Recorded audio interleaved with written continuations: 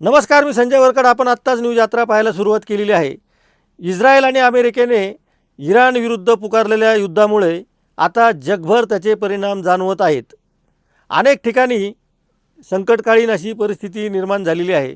विशेषतः अरब देशांमध्ये त्याचे परिणाम सर्वाधिक जाणवत आहेत. भारतातील शहरांमध्ये सुद्धा गॅसच्या टंचाईमुळे किंवा गॅस मिळत नसल्यामुळे नागरिक अक्षरशः हैराण झालेले आहेत.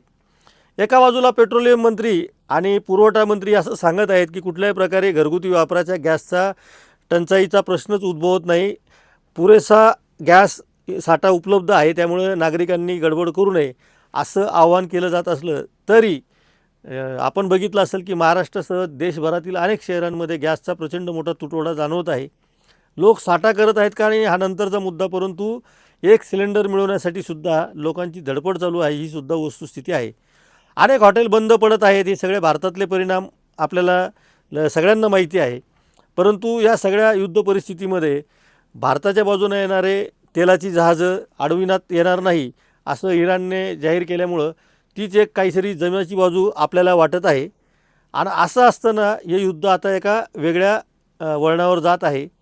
इराणने आता आपली युद्धनीती बदललेली आहे आणि अमेरिका आणि इस्रायलला धडा शिकवण्यासाठी इराणनं आता अरब देशांमधील पाण्याच्या साठ्यांवर हल्ले करायला सुरुवात केलेली आहे. इराणमधील तेलाचे साठे उद्ध्वस्त करण्याचं जे धोरण अमेरिका आणि इस्रायलच्या सैन्यांनी ठेवलेलं होतं, त्यानुसार आधी इराणने प्रचंड इस्रायलवर हल्ले चढवण्याचा प्रयत्न केला. इस्रायलचं जेवढं नुकसान करता येईल तेवढं नुकसान करण्याचा इराणचा प्रयत्न होता.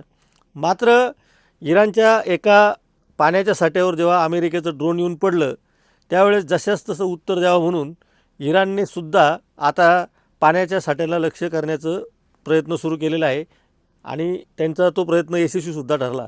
क्वेश बेटावरील एका अरब देशातील पाण्याच्या साठ्यावर इराणने केलेल्या हल्ल्यामुळे 30 गावाचा पाणीपुरवठा बंद झालेला आहे अशी आत्ताची माहिती येत आहे. याशिवाय इराणने बहरीन शहरामधील सुद्धा पाण्याच्या एका मोठ्या प्रकल्पावर हल्ला केला आणि त्यामुळे बहरीनमध्ये सुद्धा एक मोठी विदारक अशी परिस्थिती निर्माण झालेली आहे. आपल्याला आधी असं वाटत होतं की फक्त तेलाच्या विहिरी नष्ट करणं हे अमेरिका आणि इस्रायलचं धोरण असेल, परंतु अमेरिकेने जेव्हा इराणमधील पाण्याच्या साठ्यांवर हल्ला केला तेव्हा अरब देशांमधील पाण्याच्या साठ्यावर हल्ला करून जे देश अमेरिका आणि इस्रायलच्या बाजूनं मदत करतात अशा सगळ्या लोकांची पाण्याची कोंडी करावी हा इराणचा आता इरादा स्पष्ट झालेला दिसतो आहे.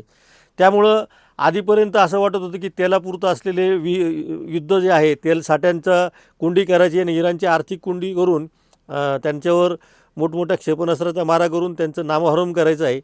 त्या स्ट्रॅटेजीला आता कुठंतरी पूर्णविराम मिळतो की स्वल्पविराम मिळतो या एका आगामी काळामध्ये लक्षात येईल. कारण अरब देशांमधील जर पाण्याचा साठा नष्ट झाला तर अरब देशांमध्ये तेलापेक्षाही जास्त पाण्याचं महत्त्व आहे आणि पिण्याचं पाणीच जर मिळत नसेल आणि ते जर महागड्या किमतीने अरब देशांमध्ये विकत घ्यावं लागलं तर अरबांना तेल विकून पाणी विकत घेण्याची वेळ येईल अशी परिस्थिती आता सध्याची निर्माण झालेली आहे. आणि ते सुद्धा आणायचं कुठून हा वेगळा प्रश्न आहे. अर्थात तेल विकून पाणी विकत घ्यावं हा काही माझं अभ्यासातून आलेला विषय नाही, मी ही सहज कॉमेंट केलेली आहे, पण सुद्धा जाणकारांनी लक्षात घ्यावं. कारण मुद्दा असा आहे की पाणी मिळणारच नसेल तर तो विकतच घ्यावा लागणार, पण ते आणायचं कुठून हा नंतरचा मुद्दा आहे. पण थोडक्यात काय की आपल्याला आतापर्यंत जे वाटत होतं की फक्त तेल विहिरींवरती हे सगळं युद्ध अवलंबून आहे तसं न राहता ते आता पाण्यापर्यंत येऊन ठेपलेलं आहे. आणि आता पाण्याचे जर साठे नष्ट करायला लागले तर पुढच्या काळामध्ये अरब देशांमध्ये पाण्याचा सुद्धा प्रश्न तीव्र होऊ शकतो अशी परिस्थिती निर्माण झालेली आहे. एकूणच आता रोजच्या बातम्या सर्वसामान्यांपर्यंत पोचत आहेत. सोशल मीडियामुळे वेगवेगळी माहिती लोकांपर्यंत येत आहे. त्यातून फक्त एक उत्तर आपल्याला मिळत नाही की युद्ध नेमकं किती दिवस चालणार आणि याचे चटके जे आता बसायला लागले, हॉटेल बंद पडायला लागलेले आहेत, गॅसचा तुटवडा वाढत आहे, ट्रान्सपोर्टेशन वाढत आहे, म्हणजे वाहतुकीचा खर्चही वाढायला लागलेला आहे. अमेरिकेने केलेल्या हल्ल्यामुळे जी वाहतुकीची म्हणजे समुद्रमार्गे जी वाहतूक होती आहे तिची जी कोंडी झालेली, त्यामुळे भारतातून जाणारे फळंसुद्धा निर्यात होत नाहीत आणि अनेक कंटेनर फळं भारतामध्ये परत येत आहेत. बाहेरून येणारी जी ड्राय फ्रूट्स म्हणत आहेत ते आपल्याकडे यायला वेग मंदावलेला आहे किंवा येणंच बंद झालेलं आहे. त्यामुळे असे एक ना अनेक परिणाम या युद्धाचे आता जाणवायला लागलेले आहेत आणि युद्ध अजून किती दिवस चालेल हे अनिश्चित असल्यामुळे येणारा उन्हाळा हा तशा अर्थानं वातावरणाच्या दृष्टीने सुद्धा तापणारा आहे आणि प्रश्नसुद्धा खूप तापणार आहेत असं दिसतं आहे.